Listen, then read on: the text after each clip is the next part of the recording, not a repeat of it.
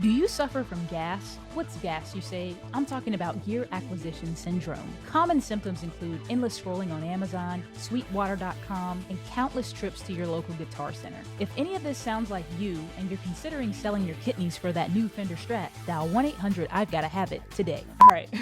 All jokes aside, hey guys, and welcome back to Indie Artist Tips. My name is Geryah Dingle, and today we're going to be talking about the 5 things you need to record in a home studio. But real quick, this channel is all about my journey as a Christian indie folk pop musician. Consider subscribing if you want to learn more about music production, intellectual property, digital marketing, and creative entrepreneurship. Now, there's plenty of nice to haves out there when it comes to music production. In fact, the possibilities and budgets are endless. Yet, I can't express more plainly how important it is to use what you have, what you got right now in front of you to make music. Just think, Billie Eilish, at just 18 years old, swept up 4 of the biggest Grammys with her debut album, When We All Fall Asleep, Where Do We Go? And her older brother, Phineas O'Connell, engineered the entire thing out of a small bedroom studio in their parents' home. According to a Pro Sound Network interview with O'Connell, all there was in this bedroom was a pair of Yamaha HS5 near-field monitors with an H8S subwoofer, a Universal Audio Apollo 8 interface, and Apple's Logic Pro 10. Oh, and a bed, of course, against one of the walls, on which Eilish set to record with an Audio-Technica AT2020 mic. In totality, this gear is not super cheap, but assuming you already had it, it technically costs $0 to produce this record. The cost can truly go to infinity, but in the indie market, I would expect to pay at least between $1,500 to say $2,500 for a recording. So the producer does mostly everything, arranges, brings in session musicians, completes the mix and the master. But certainly, let the music speak for itself, because if it sounds good,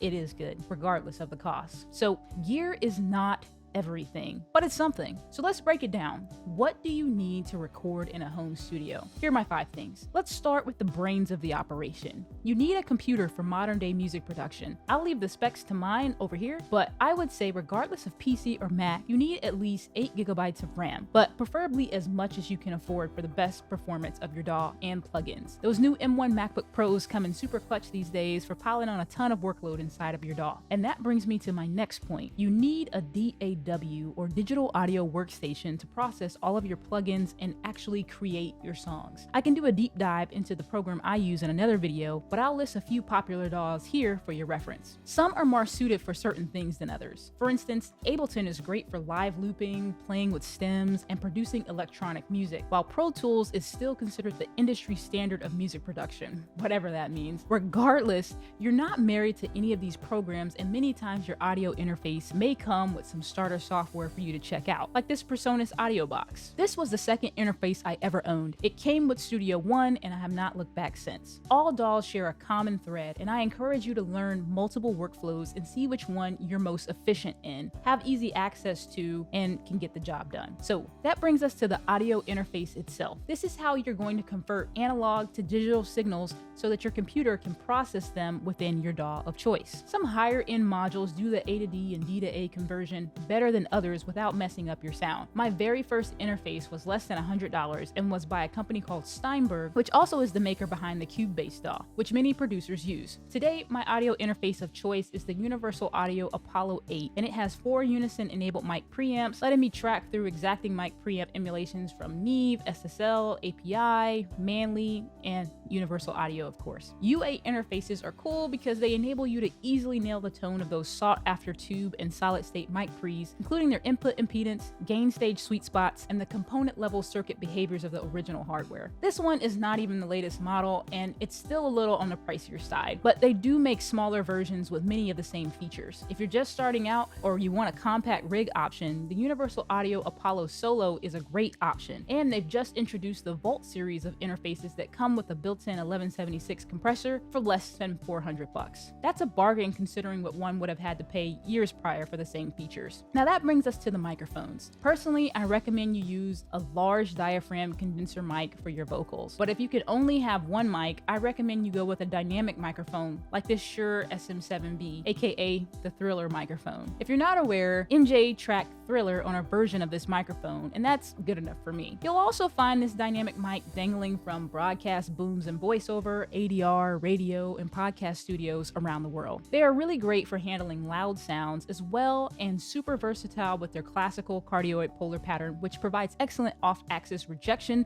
for the sounds you don't want coming into your mic, unlike those large diaphragm condensers, which are made to pick up all those little nuances of whatever it is you're recording. Those are awesome if you have some form of acoustic treatment, but they can be detrimental to your recording if your room has no soundproofing or acoustic treatment set up to keep unwanted sounds from swirling around the room and projecting into your microphone. Right now, I personally use a combination of my Shure SM7B and the Blue Baby Bottle large diaphragm cardioid condenser microphone, coupled with an Aston Microphone's halo reflection filter. This Blue mic is incredibly accurate and transparent, leaving maximum flexibility for audio and processing in the mix. So we've got our computer, a DAW, an audio interface, and a microphone. The one thing we need to hear what's going on without disrupting our actual recording is over-the-ear closed-back headphones. There are a ton of choices out there, but I personally use the DT770 Pro, the 250 ohm version. They are nice and comfortable, and you can wear them for hours without getting ear fatigue, something I recommend you look for in a good pair of headphones. I specifically recommend closed-back for recording as opposed to open, since you do not necessarily need to have the room sound bleeding into the mix. For open backs, the outer housing has built-in gaps that allow air and sound to pass freely through the ear cup. A perforated housing eliminates pressure buildup and encourages a more natural sound that's ideal for critical listening, but no isolation. Now, I'm sure you're saying to yourself, how do I put it all together? Well,